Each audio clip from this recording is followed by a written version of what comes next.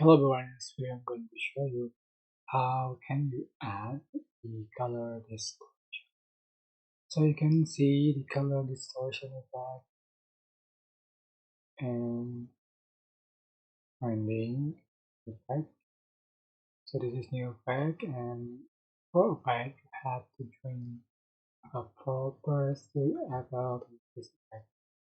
So go to media and select your photos or video selected it and select add it.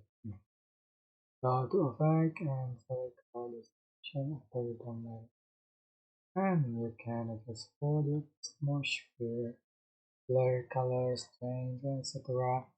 And can see the final result like this,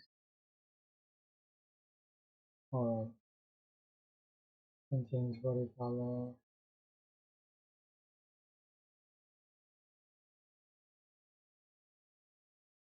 hair, glow, and stuff like. I hope this tutorial was helpful for you guys.